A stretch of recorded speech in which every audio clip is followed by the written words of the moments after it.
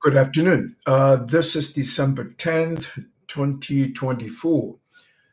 Um, for those who have been sharing with me about this development of the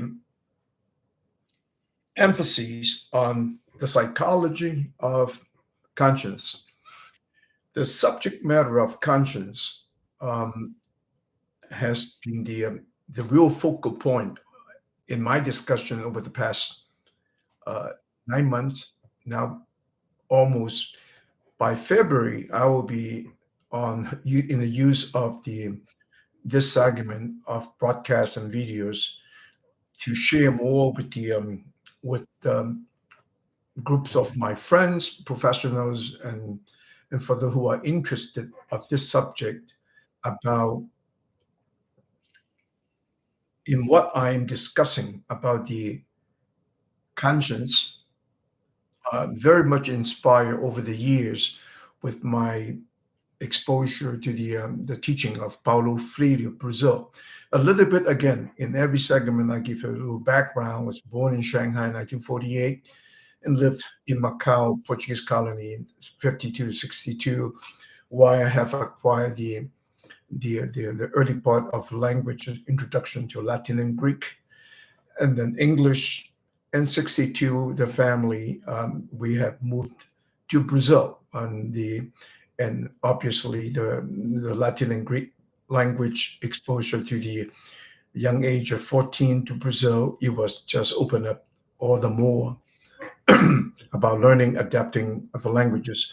My father, who had gone to Brazil as early as 1952, and he was a French graduate. My father's fluency in French and also his fluency in Portuguese has another impact. I'm going back to track and trace of linguistics, where I have found the early part of my childhood, pre-verbal even, when I was born in Shanghai, in the family of the household, other people with multiple language dialects spoken by my mother's side, who's Cantonese, my father's side, which from the area of Ningpo, a village called Yuyao, which with another linkage about conscience, about Paulo Freire, is also the birthplace of Wang Yangming, who was in the 14th century in the Ming Dynasty, who managed and consolidated basically the three main philosophical teaching mechanism,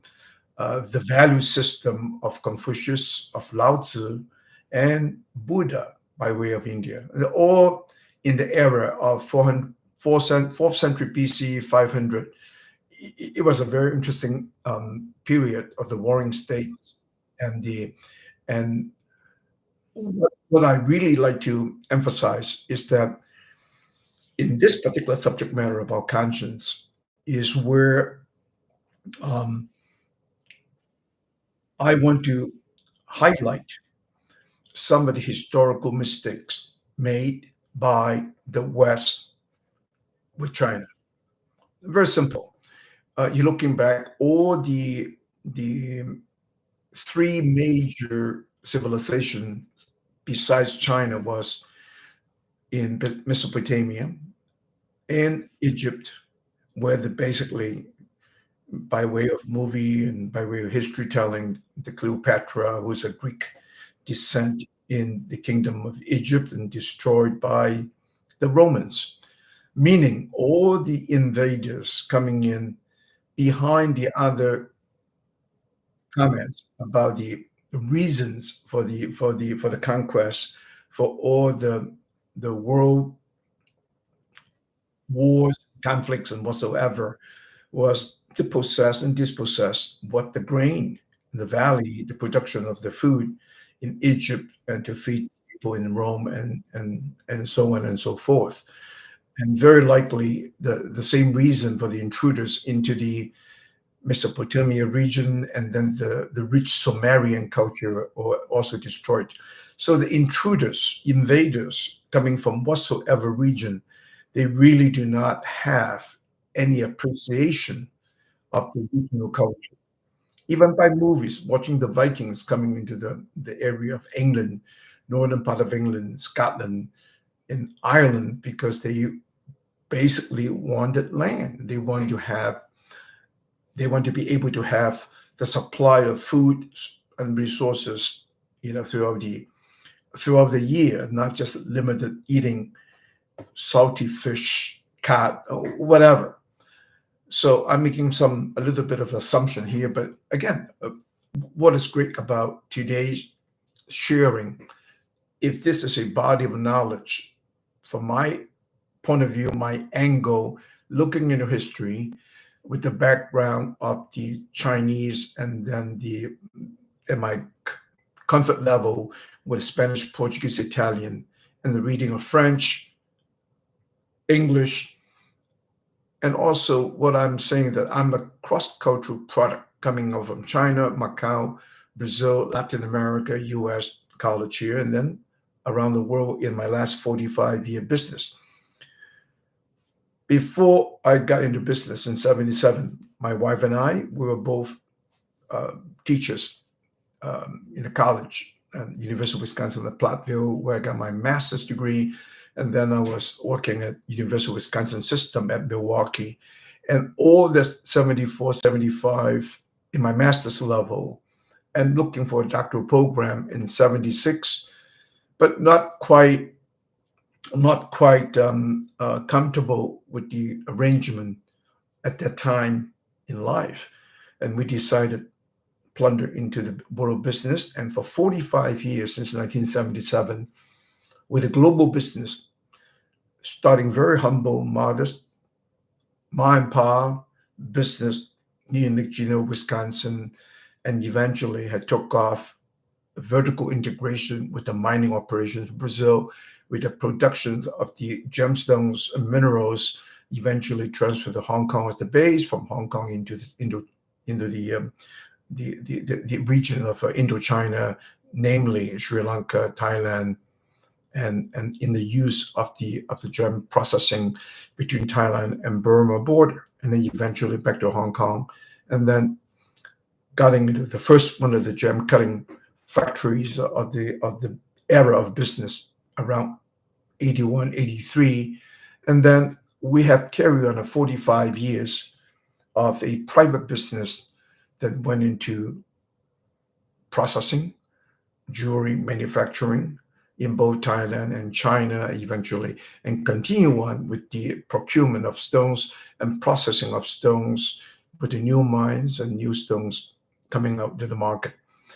However, I took this 45 years, it's becoming my personal doctoral program that I made the vow to continue in 1976.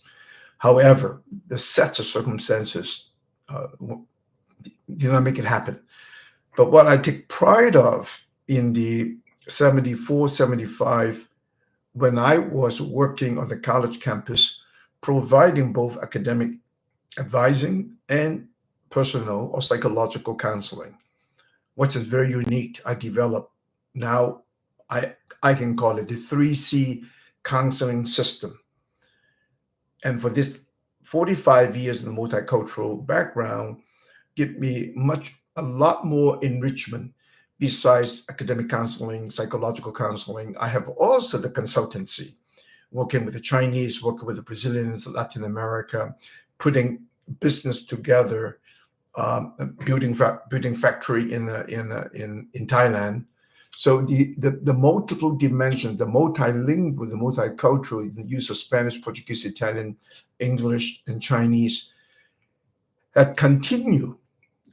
Take it in this 45 years, the gas estimate expenditure over $5 million just on the annual travel. That is part of my investment to my personal doctoral program. But what had really added on to the existing of the 3 C's, and let me explain to you what the 3 C's involved with. The first C is the communication dynamics, and next to it is the analytica. Well, the communication dynamic is basically me and my students or client. I borrow Carl Rogers. I look at the people I work with as a client. They're respected. They are not because they're business, because they have to respect it as an entity.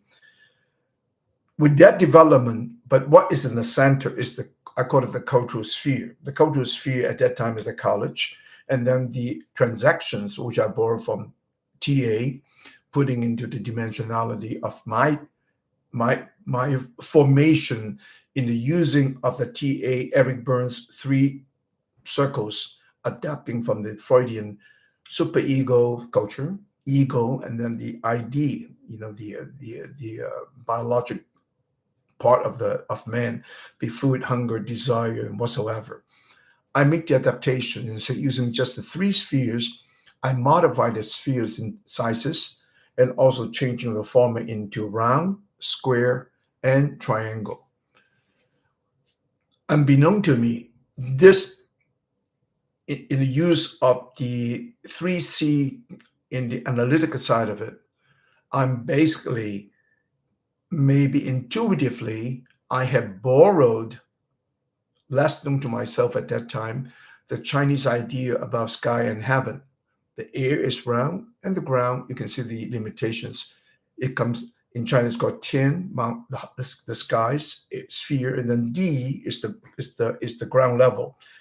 Nevertheless, today, the 3C counseling system has been just renamed. I put PRS in front of it. Why? Because I believe the psychology of round and square, that's what PRS stands for, is becoming a universal language.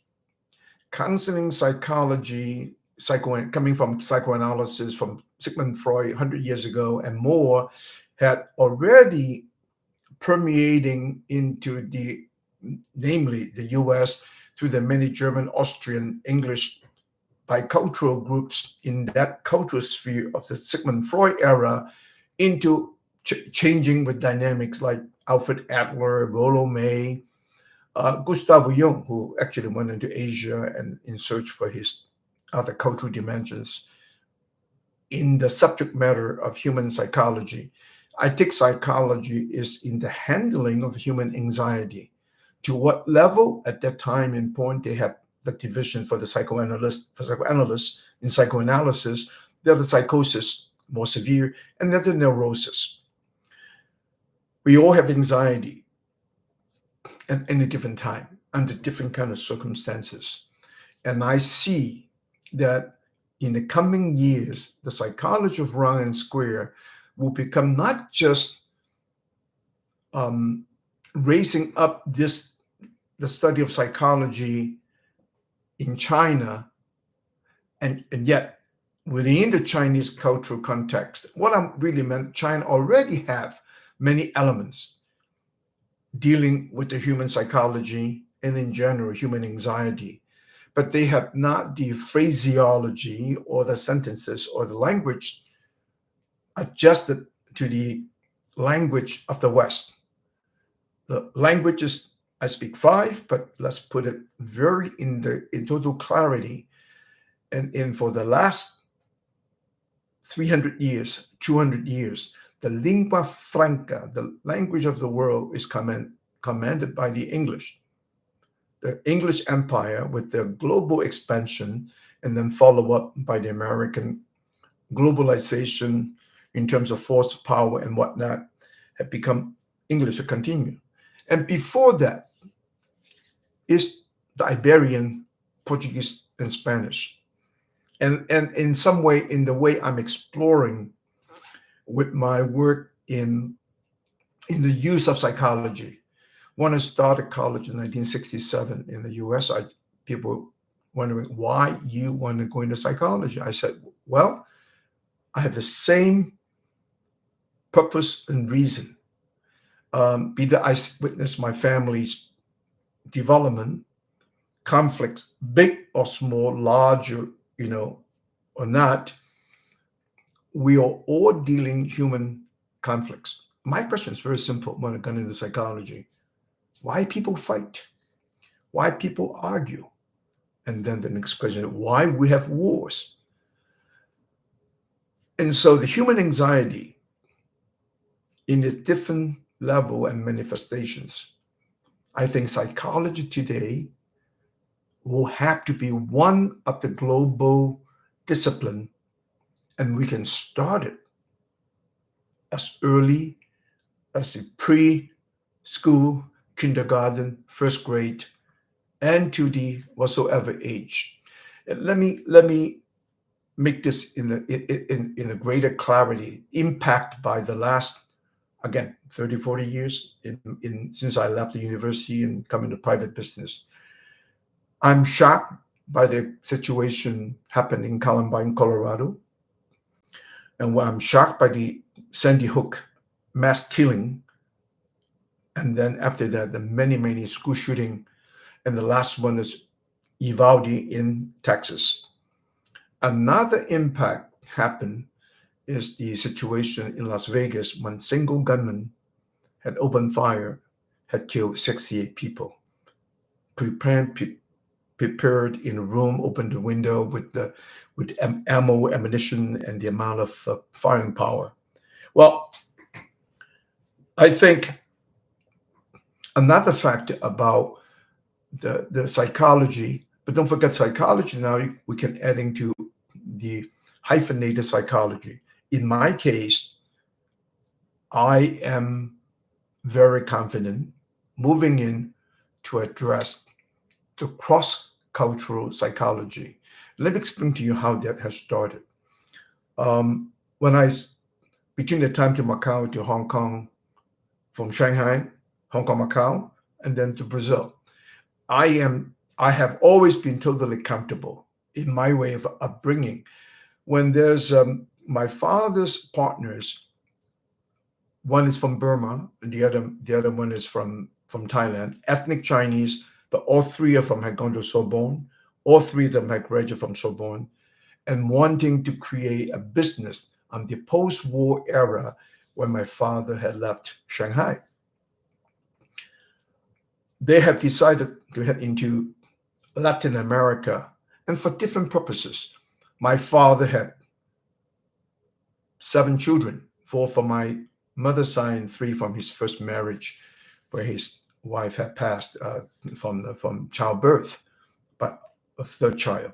But in this side of the family, my father was prominent. He was contributed enormously for the Chinese when the communists and the nationalist China united in that front to fight the Japanese in the 30s. And so at that time and period, which I'm still analyzing, why we have to leave China in such a hurry, 48, 49, and we're already in Hong Kong. And I was sent back to China because my paternal grandmother was not comfortable, was not at ease with the climate, which is hot, tropical, humid, versus she is from not Shanghai, but from Yuyao village. But we have a good living in Shanghai with the house, with the servants, and so on and so forth. So she took me back because also my mother was not able to provide me with milk. I had a wet nurse from the start, and in whatever time frame we gone back, she decided to take me and 3 other children from my father's first marriage, all go back to Shanghai. And in this particular setting, I talk about the multi-tonal language. You hear Cantonese, Shanghai, Mandarin, local, the local dialect from Shanghai, people coming down from upriver, from Suzhou, from Hangzhou. And then there is a large group of people in and out of the family. My father's 2 other partners have no children. One was married to a French lady, Mr. Xi, and then they have all gone to Brazil. But before they got to Brazil, based on what we read about their background, indeed, my father was never coming from a poor family, so he went to Paris twice by way to Trans-Siberia, which is quite exciting, very adventurous. All the daring do I've done, I still think my father, at that time in the early 30s, schooling in Paris, traveling, the long days and hours from leaving Shanghai to Beijing to Harbin, which is Heilongjiang, northeast, and then crossing over maybe Vladivostok today, and then on to Germany, Russia, Soviet Union at that time. And then that is just amazing. The three of his best friends, two of his best friends, were linked to Burmese government, very well to do, but neither one of them from Thailand or from Burma have any children. So they are a lot freer by their mobility. They have gone on when they were contemplating the place they would like to live is very much their maybe their cultural and linguistic umbilical cord attached very much to the part of their schooling in France. I can share that because I have enormous attachment, love, and affection for Brazil. That's my second home. So in this time and period, they were exploring. They think about city. They're very French-like. French speaking, of course, is Lebanon. But then the war situation is not helping. Milan, very metropolitan, very much similar to Paris. But eventually, those two went on to South America and Argentina. And trust me, in early 1900s, in that part of it, Argentina was very grand, was very, very city, very, extremely metropolitan. In fact, they're one of the wealthiest economy in the world. However, before my father departed, he got the signal. They decided, come to Sao Paulo. Well, Sao Paulo indeed was the place to be. The opulence, the wealth of the coffee and other Brazilian products had made Brazil extremely, extremely wealthy. And Sao Paulo is a city which I enjoyed my time from 62 and 67. We call it the Época de Ouro. It's the golden period. You talk about in our neighborhood, you talk about the homes, the houses, the mansions, and every one of them, and the level of comfort. I was married 14 to 16. I swam for a club called Hebraica, which is Judaic, and I played basketball by invitation for Pinheiros, another club. This club's having, the title would cost $40,000-$50,000, and the family spend the whole weekend. You have theaters, you have bath, you have massage, you have sauna, you have 20, 30 tennis courts, basketball, you name it, all the sports. And the affluent family bringing their maids, servants, and the nannies with the young children. And then I was a member to Paulistano, 2 blocks from my house, and then Pinheiros, I played basketball, and Hebraica in transit from swimming, then transferred to sport to Pinheiros because my coach left, even though I broke a record in Brazil in 1964, 50-meter breaststroke. And I swam against, during my time training in the Maccabia from the Jewish club, I swam next to Mark Spitz. Eventually he won his first 7 gold medals in the 68 Olympics. And I was asked to join the Brazilian team in 1968.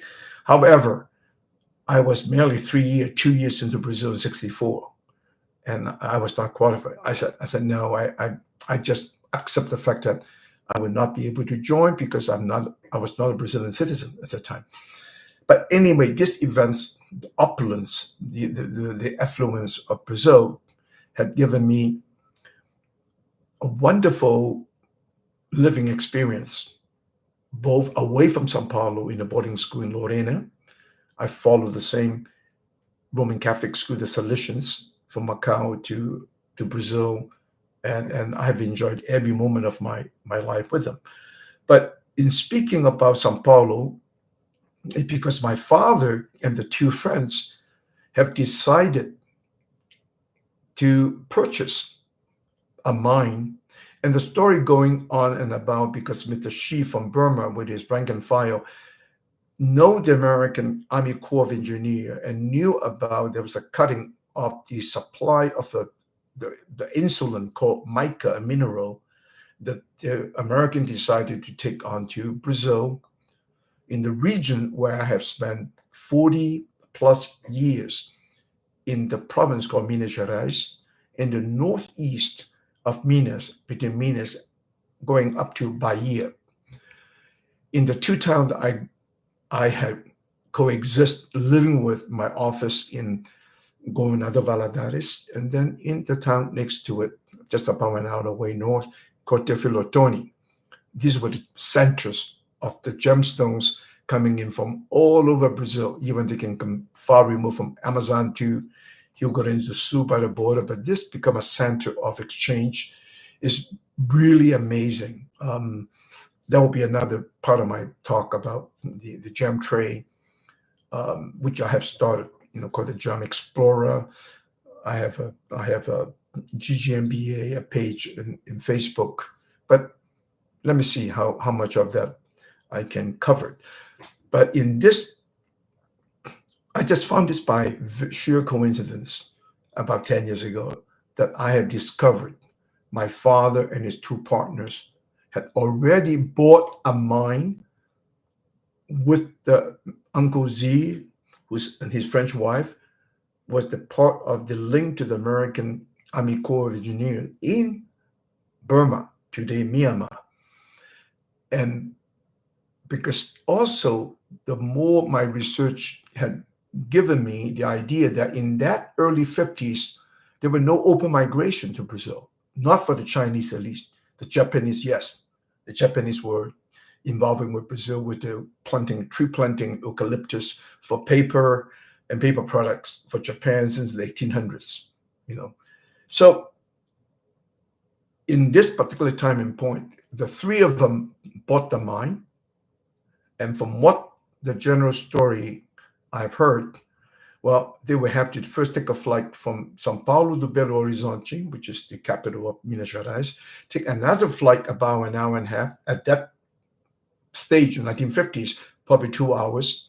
And once they fly into between the area of Valadares and Teflotoni, they will have to take a helicopter up into the mountains. And from the mountaintop, they have to take a 1-day horseback plus donkey trail with goods to get to the mine sites. I guess the three French graduates, Sorbonne city boys, have decided, forget it. That's how we end up in the city of Sao Paulo. I will explore more because there are more documentations with the Brazilians notary, we call the cartório, and more the evidence, find out who and who. Those documents are pretty much meticulous. I can track and trace up the document and deeds. As a matter of fact, I'm writing another story or movie, even maybe movie transcript. The Gem Explorer has been one of my ventures, the Gem Hunter with Gary Gygax of Dungeons and Dragons here in Lake Geneva some 25, 30 years ago. But they've been postponed because the hostile took over with his other business partners, Lauren Williams, and then the whole thing got postponed. But now we come back to the we met the limits of maybe that kind of paperwork is already no longer valid. I moved my book title from Gem Hunter into Gem Explorer, which I have been doing a lot of consulting work, working with different countries in Brazil, and then also involving other procurement in the area, which I have done before COVID with the lithium in and around Atacamas in Bolivia by the border with Chile, and also in the conjunction between Chile, Bolivia, Brazil, and Argentina, which continue. Many recommendations. I have sent the Chinese teams and delegations into the region of Bolivia and Chile. Beautiful desert. But anyway, the story going back, that's how we got settled in Brazil. We got into the gemstone and mineral business. Nothing to do with my dad for 40 years. I only recently found out the purpose and the reason how they got settled into the area of the Minas Gerais. But going back to what I'm talking about, the system of counseling I have cultivated, along the way, the subject matter comes on very importantly is what I have discovered. One of the major disconnect between not just East and West, but more so the entire Western colonization and the disconnect with China. And the Chinese value had never come to the surface in a coherent way, talking about the conscience-rich Chinese culture. The major discrepancies it is that at the time of the West expanding, first militarily by colonization, enslavement in Africa, colonizing the Americas, and the Spanish Empire was one huge empire. You're going to take Spain into Mexico, north to America to Oregon, south to Chile, and then if you Google Manila galleons, you will find the Spanish by way of by first in getting into the area of Guam today, called Isla de los Ladrones, the island of the thieves, who discovered Guam in the Philippines was Magellan. And also, have you know, history is a little funny. All the entire four major travelers, navigators, and land discoverers, be that Columbus, by me, he was never Italian.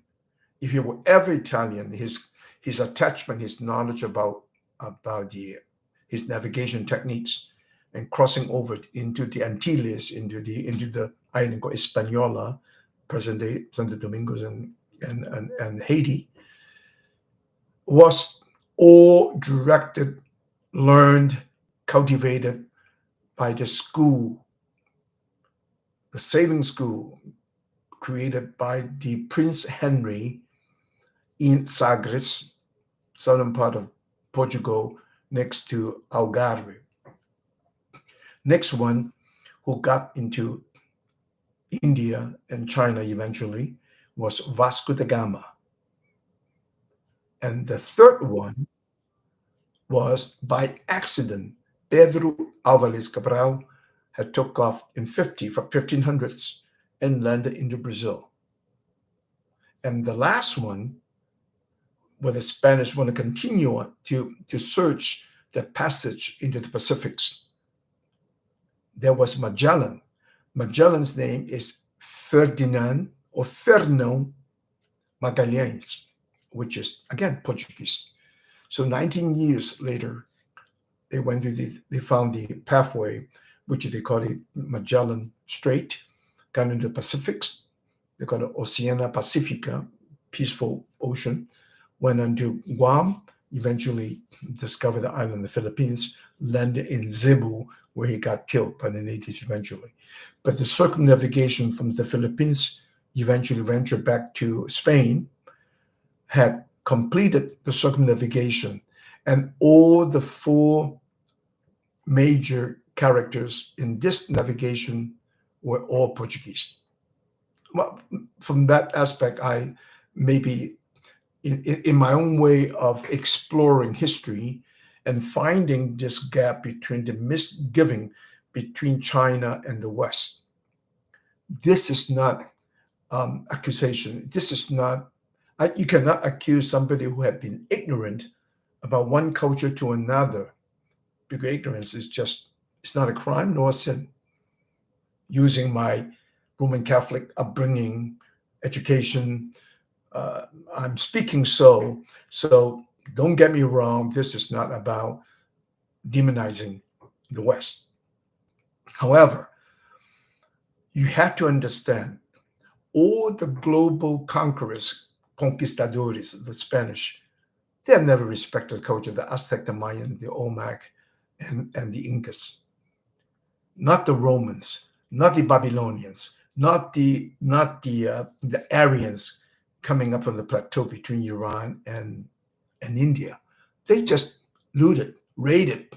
Genghis Khan, Attila, all this were involving is capture, seize, and dominate. And there can be another good theory, talk about global climates. As a matter of fact, in my working with the ChatGPT and Claude or the AI programs, we are actually discovering something very interesting. You look at every major event by the invasion from the coming from the north and north continents in China, in Eurasia region, including the Vikings, is always about a bad climate when they running out of food. That's just another theory hypothesis that we can do more research about. So what the West, even including the best trained clergy from Rome, you talk about the Jesuits, you talk about the Dominicans and the Franciscans. When they have got into China, another psychological observation, because this clergy had their part of a psychological hang up. Don't forget, 1500s becoming all the European entry into the war in America in the 1700s. England took India, 1800s, the Opium War. But in this particular sequence, every time there is the conquest and colonization, the clergy had always followed behind, at least in the Roman Catholic Iberian powers. And so they were actually thinking they were doing the natives good, convert before you die so you can get to heaven. Whatever the motive, this will generating a lot more input from other research. And I am digging history and looking this particular area, what the misgiving, what had happened between the West and the East, and how did the West ignore all the cultural rich of China, again with all bias. I left China at age 14. I have not re-engaged China until in the 73, 74, in that period, very likely until I got into my business, where for the last 45 years, I have been fully engaged in business between Brazil and China, between Argentina and China, between Chile, Bolivia, Peru, and other entities into China. It's very simple. I was a kind of journeying back and search. I'm not shocked by this cultural gap of the West and the East, because when people are fighting to dominate, when they are making money hand over fist, be that the East India Company, be that the Dutch East India Company, be that the early Spanish and the Portuguese navigation and conquest and taking spices back from Asia to Europe, by the number of the naus, by number of the galleons and the ships they lost, like Magellan or Magallanes, when they returning with the only one or two ships with their spice, had already paid off, plus the repeat voyages.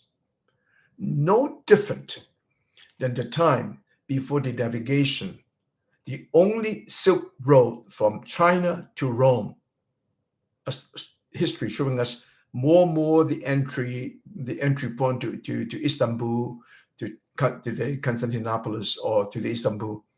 All this, the phrase still reminding me that the silk were the cost of gold. In fact, when I was touring Beijing, I found it interesting. The tour guy was trying to share with me in part English. My son was with me. He's American-born, so he does not know well Chinese. She said, Mr. Yi, don't you think we got a little bit taken? Well, I just say a little bit taken. Talk about the conquest, the payment, the defeat, the 100-year humiliation. She said that our camel, even going out west, was so light-weighted, carrying silk then I make a mistake. I said, well, what about porcelain? I said, no, porcelain. They went on later on the silk route, but the camel was carrying primarily silk. They don't weigh down there. They're not as hurtful, going out to the west. And the silk was commanding the kind of price in Rome. And another story that went on when the Polos were trying to convince the natives from Venice, about somewhere the Kamen, about the developing a western route to China. And the Venetians were talking about, what are you talking about? He said, well, the Turks are charging you 1,000% for the goods. And the Venetians were talking about, who cares? You look at each other. Oh, I'm making that into a gesture of drama.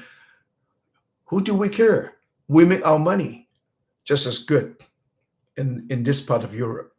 So as you can tell, I think I want to get this kind of economic perspective after I'm in business on the transport of goods and the value markup of the goods had given all the motive, more motivation from the West, resource poor West, islanders like England, arid land like the Greeks.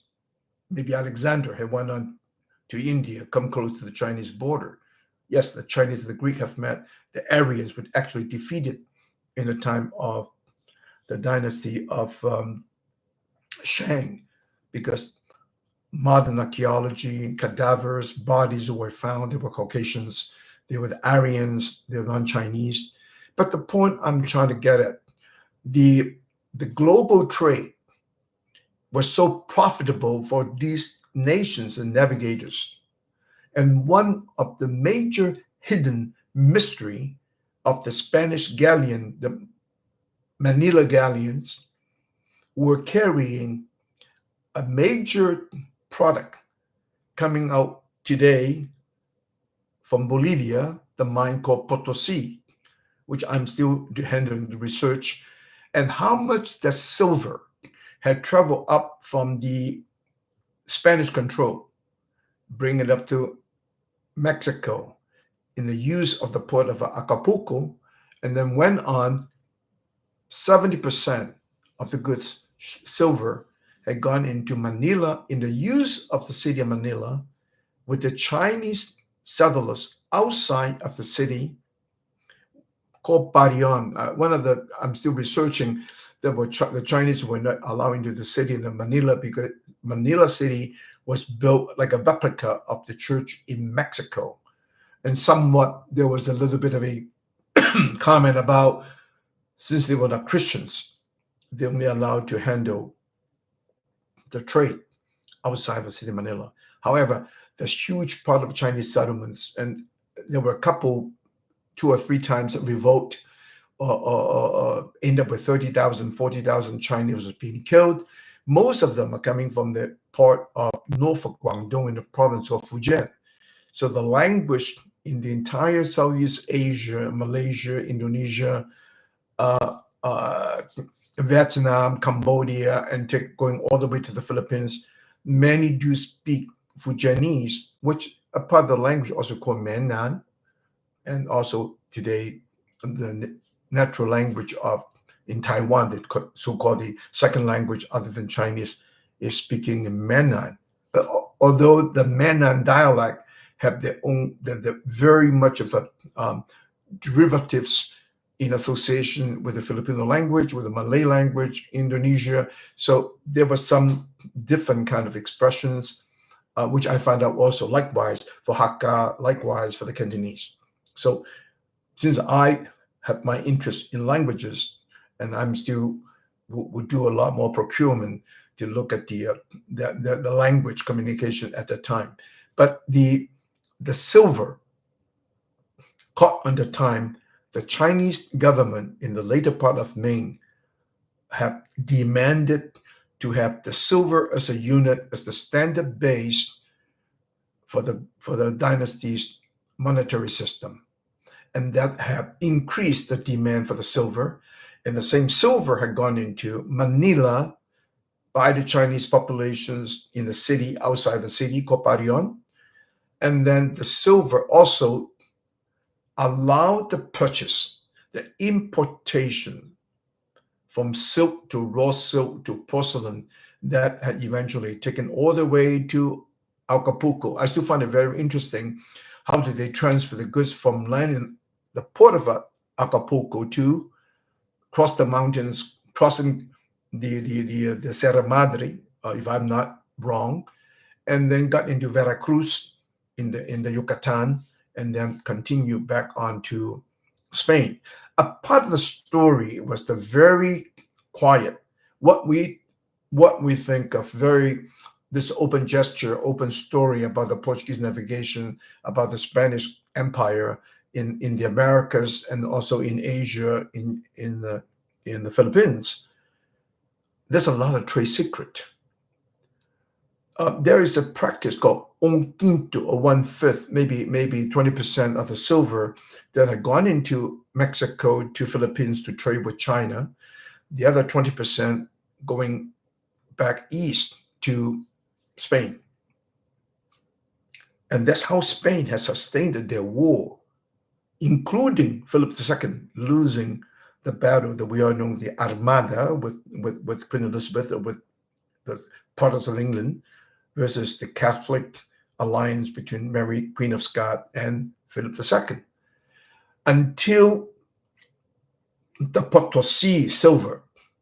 Now, besides Potosi, there were two other mines in Mexico. I think one is near Oaxaca, the other one is near Tasco. But the silver supply from the Americas had given the rise of the Spanish Empire, and also increased the trade with silver, where Spain were buying from China. But when the silver started to collapse, both empires start to decline. This is still remaining to be my hypothesis.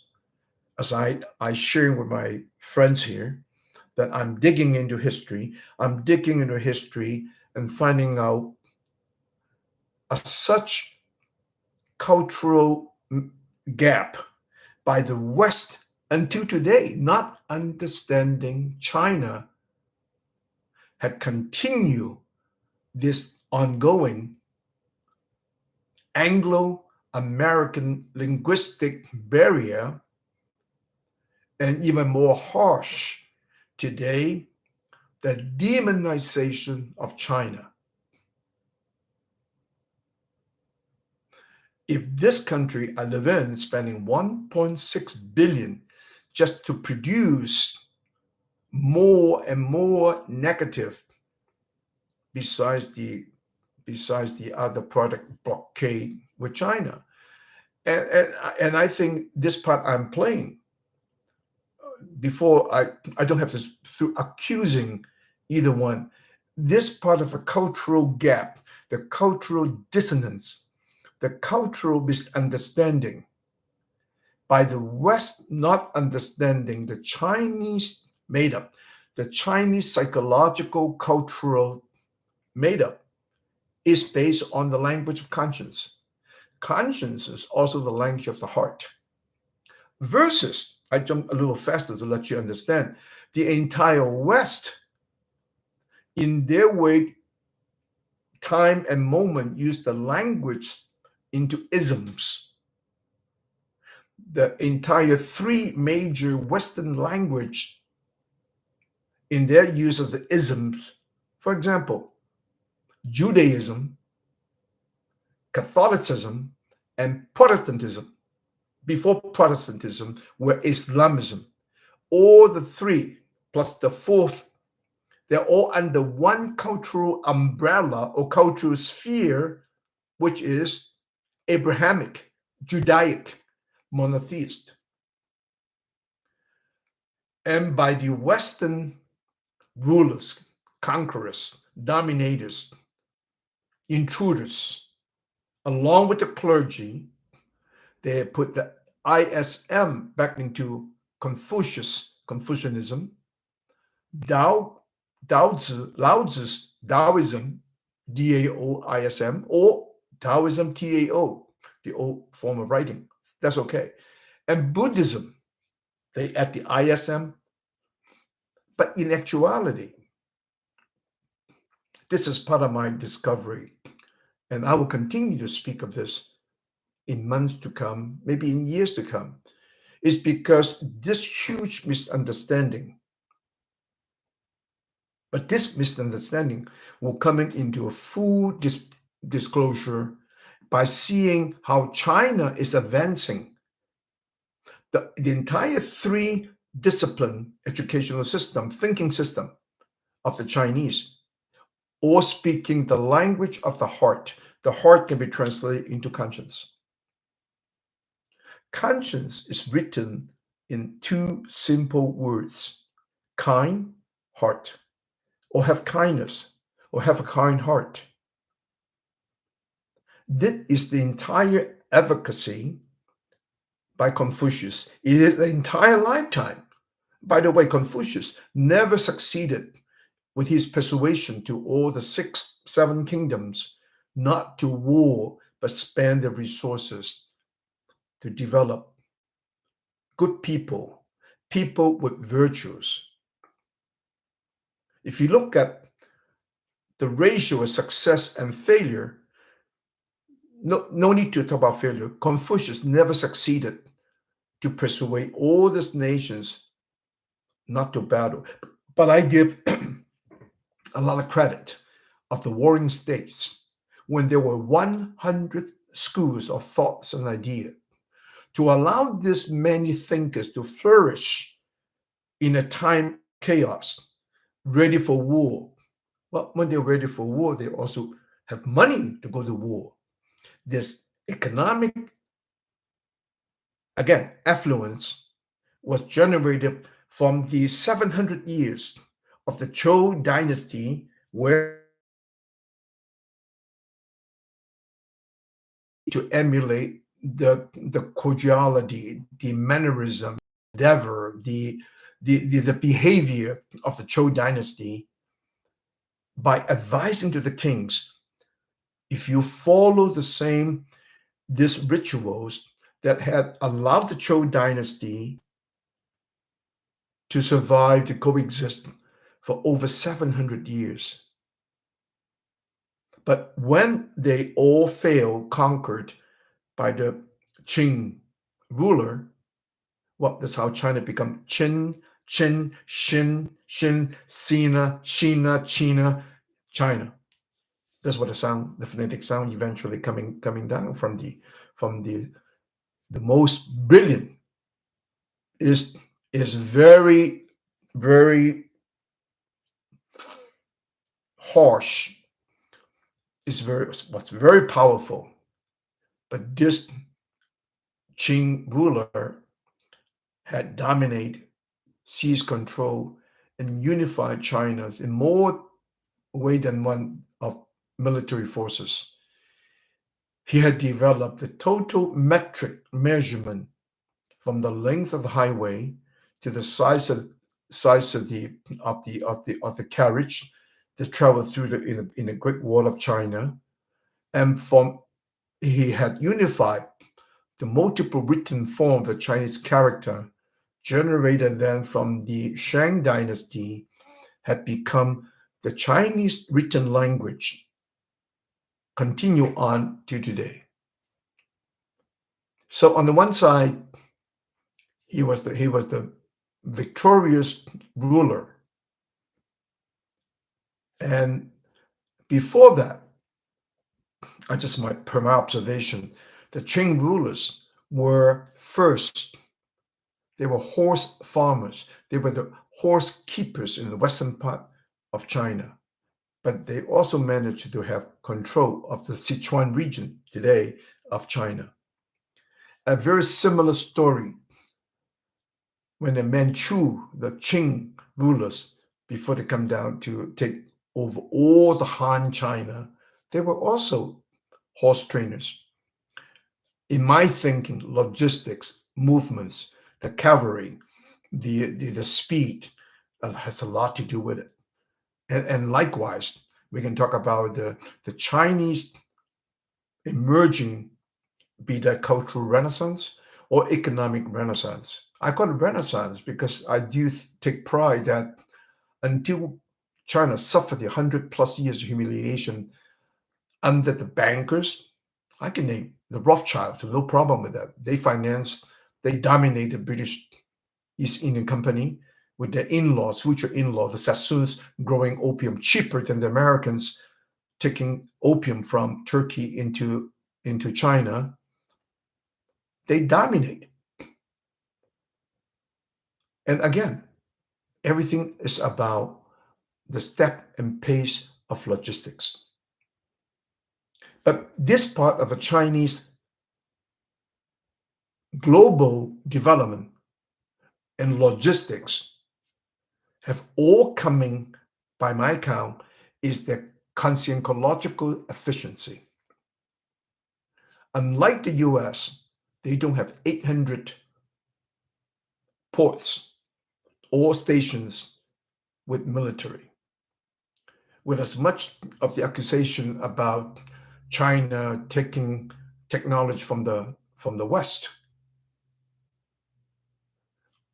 like everything else, life is a constant learning, borrowing, emulating. With Chinese sending 300 students in the past 10 years or so to the West, to the Europe, to America, to UK, to Australia, they brought back a lot of learning. And I think that's part of the wonderful thing about life when we can do cultural exchange or we can do whatsoever. But if you want to count what technology that the Chinese has created for festivity, take gunpowder for one. They were not aiming for destruction until the adaptation used by the Mongolians, used the Mongol heading west and getting into the hand of the West. Gunpowder become nuclear power today. I make a joke when I was invited to speak into a seminar at Thunderbird University some 25 years ago, invited by one of my Spanish partner's son from the Canary Islands, Salis. I was invited to graduate school, what they take the category of one of the non-traditional business, and to speak up to the class how we develop the gem trade, the mineral trade. That was my association at that time in the mining of the best amethyst in Artigas, Uruguay. And you make it short, to make that presentation to the class of about 120 students. And I was constantly badgering by the professor in charge called Dr. Friedman. First, he was very amicable and tell me that, oh, you're born in Shanghai. So was I. I was raised in Shanghai. So I share a little bit with Nong Hoa, using Shanghai to make the greeting. And we have made our first acquaintances. But immediately, he opened up his attacking format. Well, taking away the audience after my presentation, what we do, how we handle, how we improve our logistics from the time using telex to using of the Federal Express, UPS, the first one in town here in Lake Geneva doing that, and later on, the first one had fax machine, and then transshipment from Brazil into Miami using using the Federal Express, saving me all the entry cost and broker cost, and ship it from Miami to Hong Kong and Hong Kong into the cutting factories in Thailand, eventually inside China. It's a sequence of logistics. But instead, I was accused. He said, Paul, don't you think China is violating many of our IP, intellectual properties? For example, he said, I know China have been selling CDs, musical, for less than $1 or $1. When the CD at that time, I forget that year was about $16. He cited Madonna as one of the examples. You know how much these counterfeit CDs has been affecting the earning of this artist. So I waited. I said, by the way, I want to change to let you know some of my factory workers do buy those CDs for 50 cents or less a piece. And they sell it to the secondary market in Cambodia, in Thailand, Philippines, Indonesia, other ethnic Chinese. And then he looks at me and said, well, don't you think there's a violation? I said, definitely. But I say, if I were Madonna, I'd probably look at it two ways. These contraband products are actually propagating, giving her a much greater area to cover, to listen to her music. It's a much larger audience, maybe, than in America and in Europe. And then I countered. In that year, I think we just purchased for $450 of the Microsoft software, which is with spreadsheets. That's how you get me into today my AI data. And the words. The class was about 120 students, or around 100 or less, maybe around 80 to 100. I didn't count exactly. So I just asked the class, I said, dear students, you all in your master's degree, you'll be finishing up in less than a year. Be honest with me. Raise your hand. How many of you have the Microsoft program involving words and spreadsheets? How many do you have this program? Maybe 15, 20 raised their hands. So be honest with me. Let me ask you another question. How many of you have you paid for what I just paid for? $450 for the software. Less than 10. I just pointed to Dr. Friedman and said, Dr. Friedman, look, it's a matter of economics, affordability, and in the consequences of a living standard. I'm not sure the Chinese can afford $16 a CD when they were making, at that time in my factories, about $50 a month. Well, he was uncomfortable. We did not argue because it's the class, but the student got what I have said. I said, speaking intellectual property and abuse, please allow me to make one other suggestion. Way back in history, for the Chinese invention in paper and the Chinese invention in the compass and the Chinese invention of gunpowder, what do you say if we could retroactive now, just on the paper alone, we're going to charge every Westerners just for 10 years to pay us all back 1 penny per person per year used. He said, what do you mean? I said, no, it's very simple. Every time you wipe your ass, you blow your nose, you pay us Chinese 1 penny for such usage. And by the way, Dr. Friedman, you can become the agent. You can make a good cut for this reverse intellectual property consumption. Oh, by the way, that we Chinese can pay the Egyptians. We might have imposed into the Egyptian papyrus their paper also. The entire class laughing, blowing up. So the idea is that we borrow from each other. I'm not sure when the intellectual property and the legal status, most likely written by the Western rules under the empire of the British during their time of colonization, and their dispute with the Dutch with the French. And I'm being very raw in this comment about intellectual property. Thunderbird was a very good university, graduating with the students. But I think this perspective I give to the students is that time period economy. And this is precisely a part of the argument. And I hope and I wish the West to do a little bit more analysis to have a better grasp of the Chinese. Will China ever become another hegemony or the world power like the US?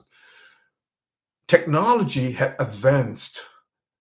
You talk about Beidou, the Chinese satellite system. You talk about the Chinese advancement in all the aspects in the development of chips. Chinese abide by the globalization of the world started by the US. Never thought the globalization turning into an Americanization of the globe. If Americans have not got the benefit and the interest out of the globalization, we cut off the world. I had to give you this perspective because I'm a bicultural, tricultural, taking Chinese, Brazil, and the US, three very distinct group of languages and culture. And I hope that sooner, better than later, that we can all find a way to compromise and not using the war status, the demonization of one country. And this is a part of the coming up, the future of the countries that I want to highlight. The Chinese conscience-based, kind heart-based culture have nothing to do with the Western values started with the Abrahamic culture. To make it one point even simpler, I am raised Roman Catholic. And we know for the most time, we discard the Old Testament. Why? I still don't know. But in reading the Ten Commandments, which is one set of value, one set of educational system which I have acquired, I have found it in the use of the human conscience. What Chinese can provide for the West is a little bit more of this psychological proficiency and efficiency. If we're aware of shame and we know about conscience, you can make the 10, 11 commandments in a much simpler format. It is a time for the West to learn more about China, about India, and about other cultures that were not invasive nor intrusive. And most unfortunately, in my 50 plus years, even I'm in business, I was still engaged with the study of human psychology. In this 50 years,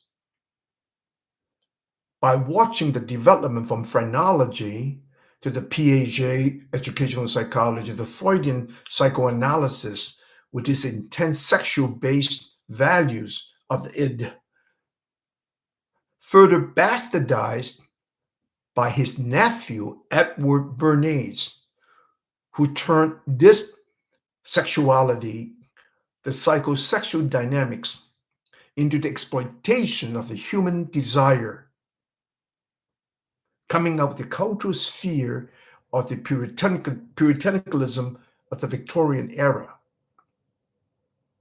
Imagine industries creating chewing gums when the American soldiers were young enough, not ready to be served alcohol, tobacco. They deal with the anxiety by chewing gum. Remember how Edward Bernays became the guru of propaganda being held up high in the sky in Manhattan. And by the way, he introduced cigarettes by the women, putting on the side of their skirts, lifting up their skirts, smoking a cigarette, is almost symbolized as you are handling the male penile. How to use that symbolically into a power, and how to suggest it the people, to motivate people into a wrong direction. Another case in point. The Americans were taught and guided to dislike, to hate China, communism as an association with Soviet Union's socialist communism. White Americans did not understand in this long 10, 20 years the association between China's Mao and the Soviet Union's many leaders. They were all oppressors. China was facing a Western hegemony and also the former Soviet Union hegemony. The Soviet Union wanted China to become just a vassal state. Khrushchev, who banged his shoes in the podium, wanted China to give the Russians their naval stations. Mao said no. In all this time and period, China had gone through a very difficult time, but Mao had never rendered. I put in this in bits and pieces about history is because, let me say this again, I only come into embracing my Chinese history since 1973 by a very dear Brazilian father. I call him father, Dr. Orlando Murari.